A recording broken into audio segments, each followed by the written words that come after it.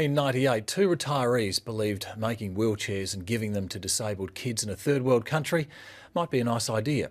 It clearly was, because 15 years later they've sent almost 30,000 wheelchairs to 74 countries around the world. Ollie Pickett and Gordon Hudson's effort has seen them nominated for an Australian of the Year award. But they have even bigger plans in the works. Lucy Martin has more. In a nondescript factory in the heart of suburbia, retirees tinker and toil. The wheelchairs they make today will be loaded onto a plane tomorrow, bound for some of the poorest kids on Earth. There is high demand right throughout the world. There are probably 50 million children need wheelchairs. You're looking at a wheelchair which is built to World Health Organisation recommendations. This is the WA Wheelchairs for Kids project, and it started 15 years ago. A Rotary Club in Queensland that were making wheelchairs out of old bike frames. Well, we thought we could do that, and initially we tried making them in 3 schools and 2 prisons, but it didn't work too well. So Rotarian Gordon Hudson asked Christian brother Ollie Pickett to help out. When Gordon mooted the idea, and we thought, oh gee, this sounds a really worthwhile project to be involved in. It started small. I remember saying to Ollie, look Ollie, before long we'll be producing 50 a month. He said, no way. These days, the volunteers in this well-oiled workshop can make up to 500 chairs a month. They cost $150 each. And they're guaranteed to withstand harsh terrain and boisterous kids. This tests out the bearings, it tests out the spokes, the nuts and bolts that don't come loose. The chair's design has come a long way since 1998. From the first model to the last model, there's no comparison at all. We're making now a wheelchair that grows with the child.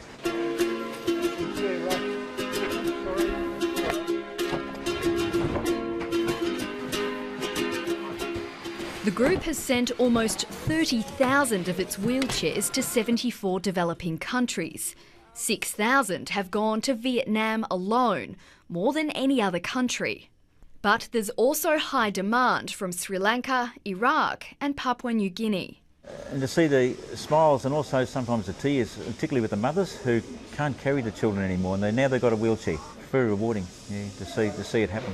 Seeing what happens with these children really is what keeps us going here. And so does the thought of what becomes of children who don't have wheelchairs. They would stay in the dust. They would not go to school. They would not play with kids their own age. They just would not have a life.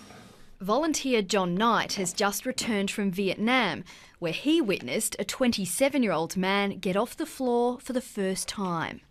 The smile on his face when they sat him into this wheelchair just about made me burst into tears. It's tea break in the workshop, time for a chat and a cuppa. Got a bit of dust on that, is it? Get your bloody hand on it. The camaraderie of the place is very, very good. Everyone likes coming. In fact, we've got a waiting list of nearly 20 at the moment. It's a social club almost. Yeah, people find it a very happy place to be. Many of the 150 volunteers come here for companionship. I think my wife likes to get me out of her way. I was driving my wife crazy at home, being fully retired. And I saw an ad in the local paper about wheelchairs for kids. No one gets paid. They depend on donations from schools, businesses and the public. So that's another one just finished. Yep. Ollie and Gordon were recently named as finalists in WA's Australian of the Year Awards. They're hoping it will bring some exposure and much needed funding to their cause, because more money means more chairs. We could quite easily, but Ollie may not agree with this, Yeah, we could. Yeah, make 500 a month.